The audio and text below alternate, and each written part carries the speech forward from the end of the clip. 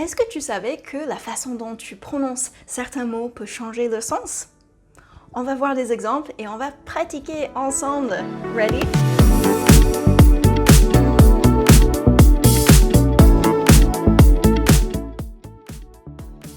My name is Alex, I'm an English teacher et si c'est ta première fois sur la chaîne, welcome! Je suis contente que tu sois là et je t'invite à t'abonner pour être informé de la publication de nouveaux contenus. Alors, l'accent tonique et la nature grammaticale des mots, comment ça fonctionne?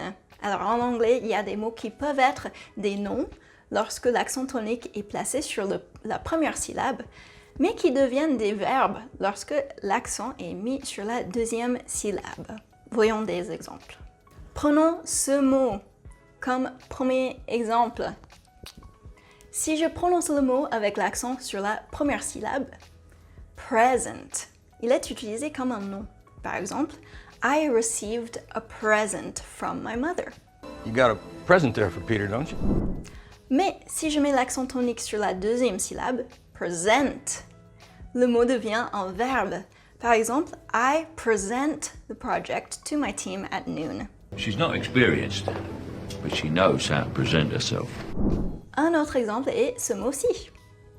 Lorsque l'accent tonique est sur la première syllabe, insult, il est utilisé comme un nom. Par exemple, his words were a direct insult to her intelligence. That's a direct insult to my masculinity. Mais si l'accent tonique est placé sur la deuxième syllabe, insult, il devient un verbe. Par exemple, please don't insult your classmates. It's important to be respectful. Might have known he meant to insult me. Avant de passer au dernier exemple, on s'entraîne un peu à faire la différence de prononciation. Ok, ready? Present. À toi. Super. Et maintenant, present.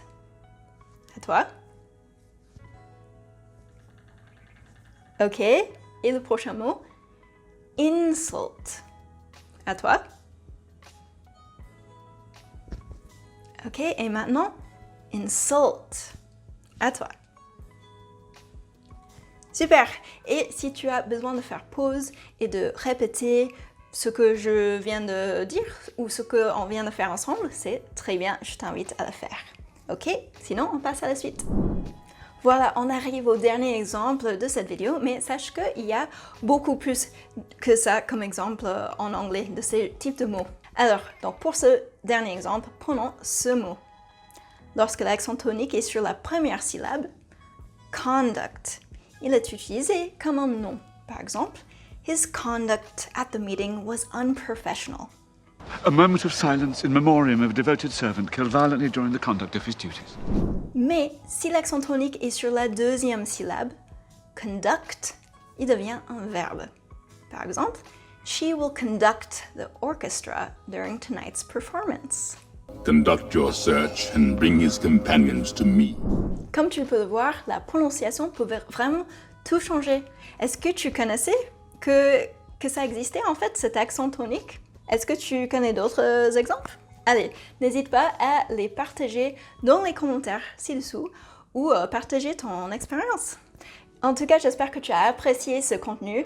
Merci de m'avoir suivi et à bientôt pour une nouvelle vidéo. See you!